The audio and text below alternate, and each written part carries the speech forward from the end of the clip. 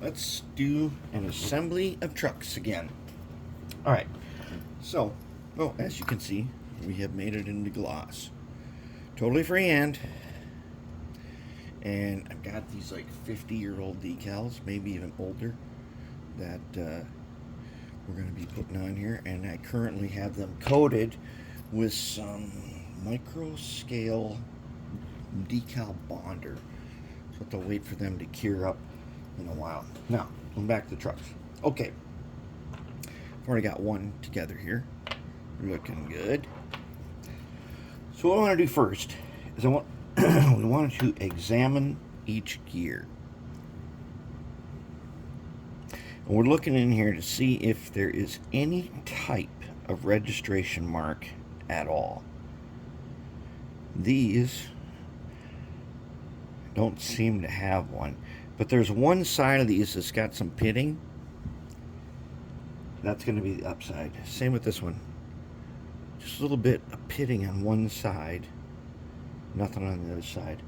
So we'll use that as our registration. Now this middle one here does not appear to have any registration on it at all. So hopefully it doesn't really matter. Okay, so we're going to take our Mag 1 grease. And if you can't find Mag 1, you go to the auto parts store. A Valvoline has Red Lithium. And the auto parts store is going to have Red Lithium. You go ask the guy at the auto parts store for grease, like high temp brake grease, and look on the package. And if it says red, you're right. Remember our rule, red is always right.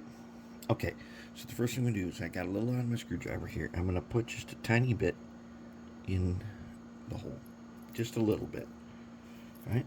And put him on there. Okay, I don't want any really excess, but I want just a tiny bit. Same with this guy, tiny bit.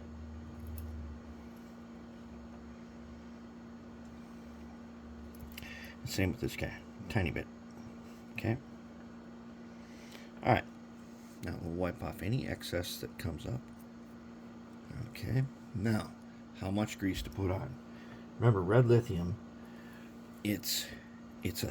Basically it's a soap that suspends lithium, and the idea is that it does not spread anywhere into the model.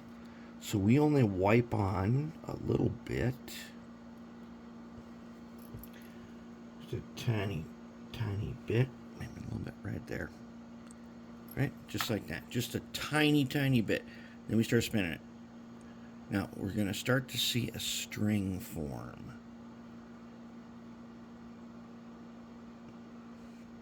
Almost. I can see that it's made its way around.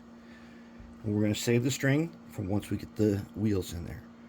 So let's go ahead and put the other half on, and let's put the back cap on.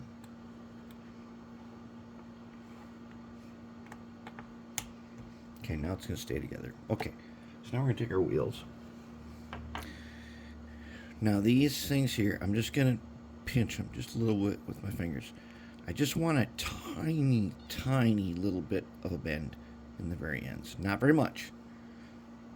If you can see that there's a tiny bend there, that's what you want. Don't do too much. Let's drop these sockets into place. Okay.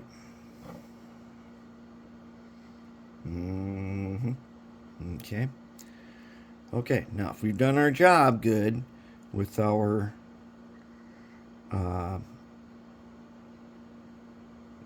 freeing up those phosphor bronze bearings, it'll spin nice and freely. Now I'm going to take just a tiny bit again. I'm going to wipe it here. Oops. I need a little knob of grease. Okay. Wipe it like that. Okay, good enough. I'm going to wipe it like that. Just a tiny bit. Only on one side. We don't need to go around and do it. Okay, now we've got them in there. Okay, now if we set this guy down, run him around. Since we know we've got enough, let's go ahead and put the bottom cover on. Okay, let's run around a little bit. And when I run him around, ultimately, as you're looking at it, you will just barely see a line in the middle. And I can't zoom out, make it so you can see there'll be a little tiny line across there. And that is the soapy grease action.